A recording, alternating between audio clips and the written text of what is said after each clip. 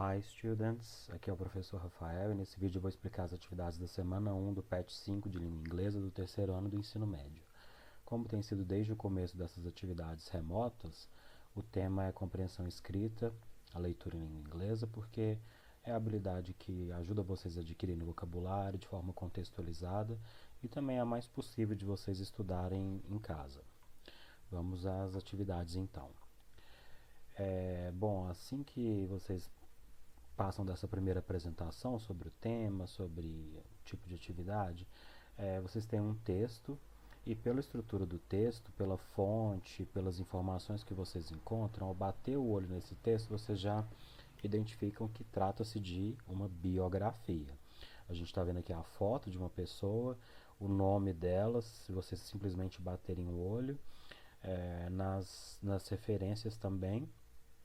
O nome do site de onde foi retirado é biography.com. Então a gente vê que se trata de uma biografia.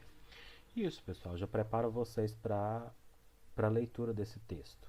Porque vocês vão imediatamente pensar em que tipo de informações que vocês vão ter ao lerem esse texto. Como se trata de uma biografia, vocês vão ler fatos sobre a vida de uma pessoa. Quando essa pessoa nasceu, quando ela começou a trabalhar, onde que ela morou, onde ela nasceu, por que ela é famosa, alguns fatos importantes, quando ela conseguiu o primeiro emprego, quando ela se casou, quando teve filhos, quando morreu, se for o caso.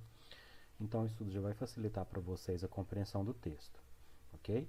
Depois de vocês identificarem o tipo do texto, o que vocês vão fazer? Vocês vão fazer uma leitura desse texto, uma primeira leitura em geral.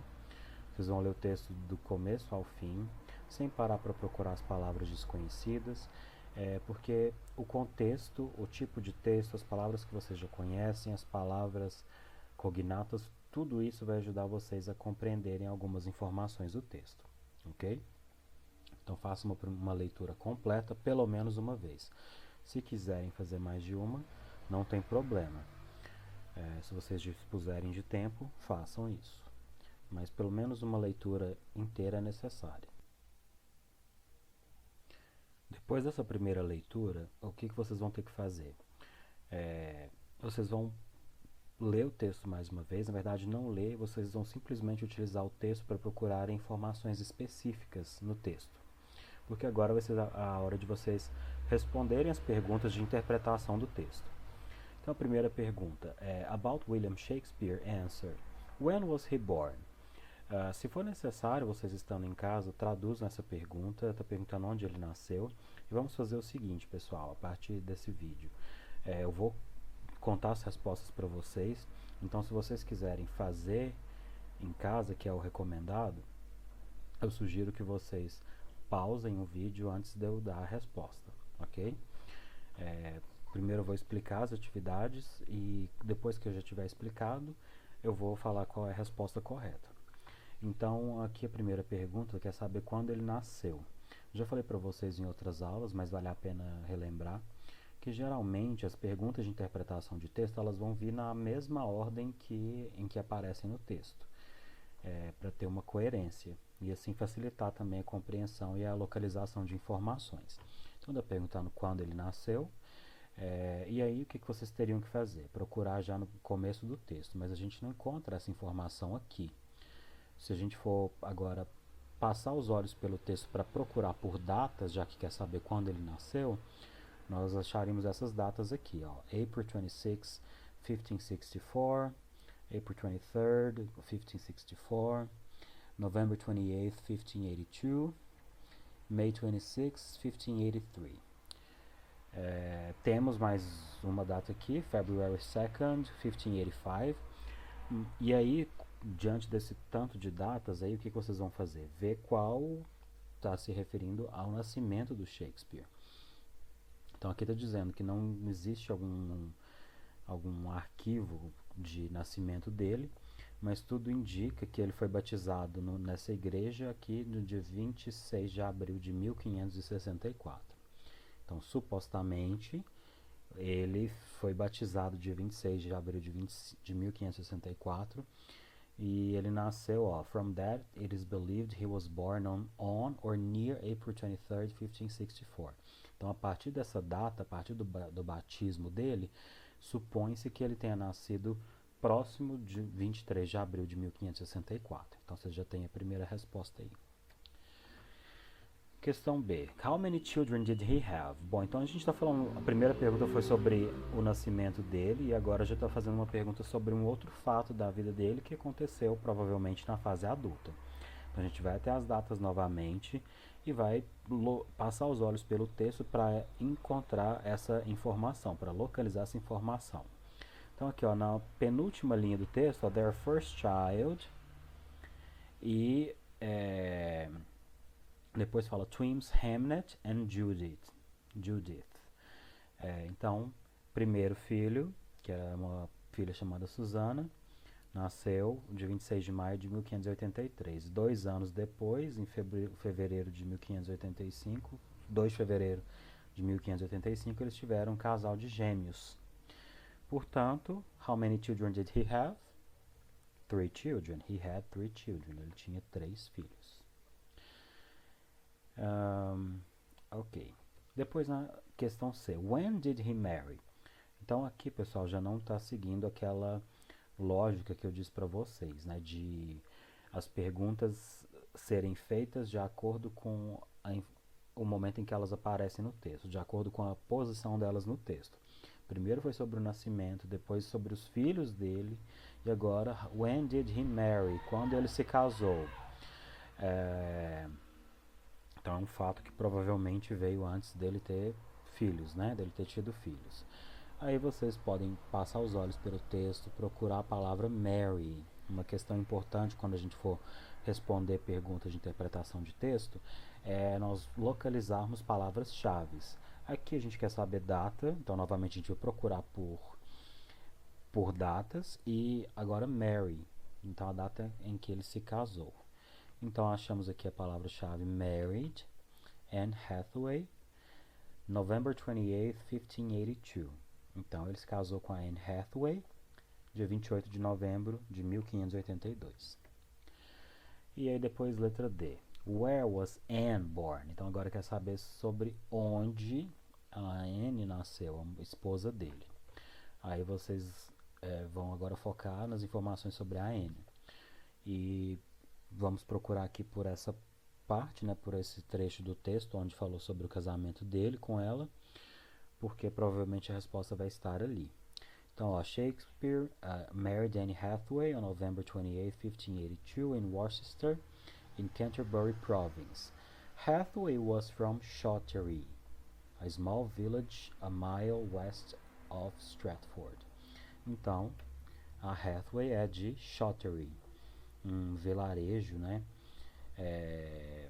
1 milha a oeste de Stratford.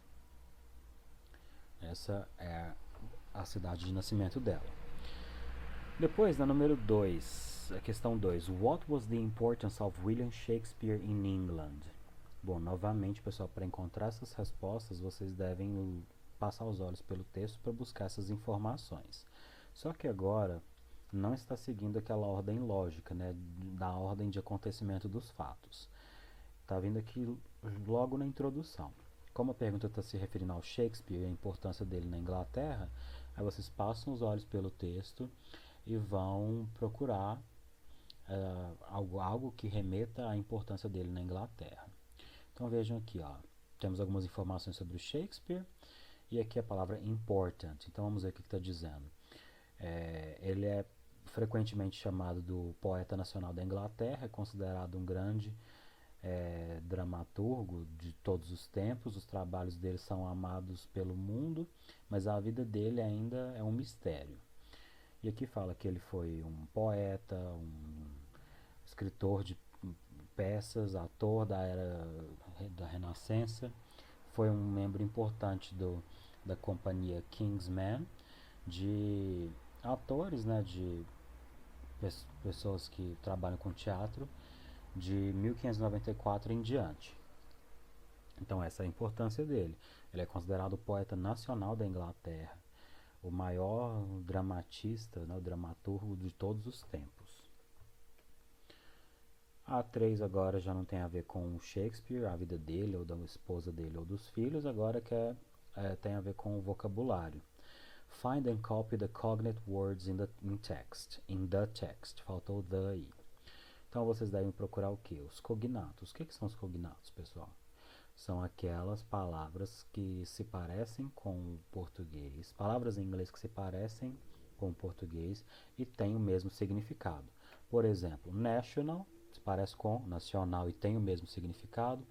Poet, mesma coisa, parece com poeta e tem o mesmo significado. Considered, considerado e tem o mesmo significado.